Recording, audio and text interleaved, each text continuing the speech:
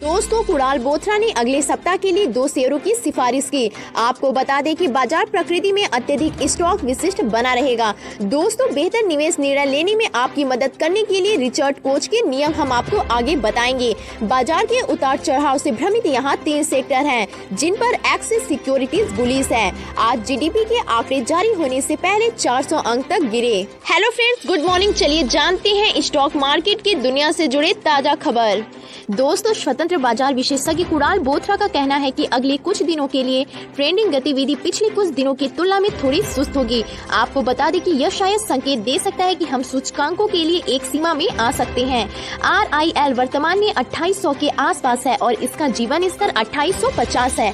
आपको बता दें कि आने वाले सप्ताह में हमें RIL पर एक नया उच्च देखने की संभावना है। दोस्तों, पिछले सप्ताह 1 या 2 हफ्तों में हमने जिस तरह का रुझान देखा है, उसकी संभावना बहुत ही अधिक है। आपको बता दें कि मुझे लगता है कि सूचकांकों में जो कुछ भी हो रहा है उससे रहित स्टॉक मूल्य आंदोलन को देखना अधिक महत्वपूर्ण है, क्योंकि शुक्रवार को भी सत्र के 3/4 सत्र में RIL बहुत मजबूत सकारात्मक पूर्वाग्रह के साथ कारोबार भी कर रहा है और यह सिर्फ आखिरी में था उस घंटे जब बाजार में तेज बिकवाली हो रही थी कि शेयर की कीमत में कुछ मुनाफा वसूली देखी गई। दोस्तों, आपको बता दें कि रिलायंस इंडस्ट्रीज 2750 से 2800 का स्तर काफी आशाजनक और मजबूत प्रतीत होता है। आगे हम आपको बता दें कि हम बस यही उम्मीद करते हैं कि शेयर अपने 2, 3 या 3 दिनों के निचले स्तर से नीचे न जाए। इसीलिए जब कोई स्टॉक अप ट्रेंड में आता है तो हम उम्मीद करते हैं कि 2, 3 या 3 दिन तक निचला स्तर समर्थन स्तर के रूप में कार्य करेगा।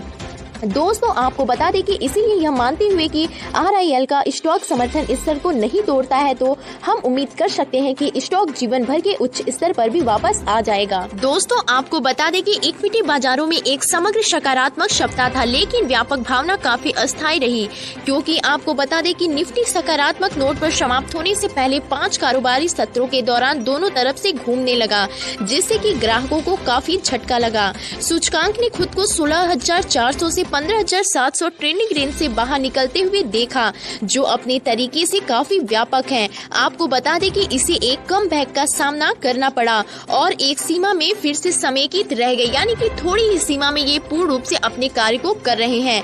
दोस्तों, आपको आगे यह बता दें कि ट्रेंडिंग रेंज भी थोड़ी संकीर्ण रही। इससे पहले के सप्ताह में निफ्टी 511 पॉइंट रेंज के मुकाबले कम 355 पॉइंट रेंज में आ गया था। मोटे तौर पर सकारात्मक रहने के बावजूद सूचकांक ने कोई बड़ा कदम नहीं उठाया। निफ्टी 50 साप्ताहिक आधार पर 221.85 अंक की शुद्ध बढ़त के साथ बंद हुआ है। दोस्तों, आपको बता दें कि आने वाला सप्ताह बाजारों के लिए अहम रहने वाला है। सूचकांक एक संकीर्ण व्यापारिक क्षेत्र में कारोबार करता है। इसे 1,70,000 के स्तर से ऊपर एक व्यापक धक्का की आवश्यकता होगी। दोस्तों, आपको बता दें कि 16,700 और 16,950 का स्तर तत्काल प्रतिरोध स्तर के रूप में कार्य करेगा। समर्थन 16,520 और 16,380 के स्तर पर आने की उम्मीद है। साप्ताहिक RSI 46.47 है। यह कीमत के मुकाबले हल्का तेजी से विचलन दिखाता है। दोस्तों, प्रसिद्ध निवेशक और लेखक रिचर्ड कोच का कहना है कि निवेशकों को एक निवेश दृष्टिकोण का चयन करना चाहिए जो उन्हें सबसे ज्यादा पसंद हो और उनके व्यक्तित्व और कौशल के अनुकूल हो, और अपने सभी शेयर बाजार निवेशों के लिए लगातार उस पर टिके रहें। दोस्तों, सफलता के कई मार्ग हैं और उनमें से कोई भी काम कर सकता है यदि यह आपको सूट करता है। इसके विपरीत नरक का मार्ग अच्छी तरह से हस्ताक्षरित और अच्छी तरह से यात्रा किया जाता है। जीतने के तो कई तरीके और कई अप्रत्याशित तथ्य होते हैं, लेकिन हारने के तरीके कम और पूरी तरह से अनुमान लगाया जा सकता है। आप जिस भी सीढ़ी पर चढ़ते हैं, आपको उन्हीं सांपों से बचना होगा। उन्होंने अपनी पुस्तक सेलेक्टिंग शेयर्स दैट परफॉर्म में लिखा है। रिचर्ड कोच एक पूर्व प्रबंधकार और सलाहकार भी है, उद्यमी और एक प्रसिद्ध लेखक के रूप में भी यह प्रसिद्ध है। कोच ने व्यक्तिगत रूप से किए गए कई निजी एक्टिविटी निवेशों से भाग्य बनाने के लिए अपनी निवेश रणनीति भी उपयोग किए हैं। प्रबंधन परामर्श फर्म शुरू करने के लिए जाने से पहले वह बोस्टन ग्रुप में प्रबंधक और बाद में बैन एंड कंपनी में भागीदार थे। दोस्तों, ये स्टॉक मार्केट के बहुत ही प्रसिद्ध व्यक्ति रहे हैं।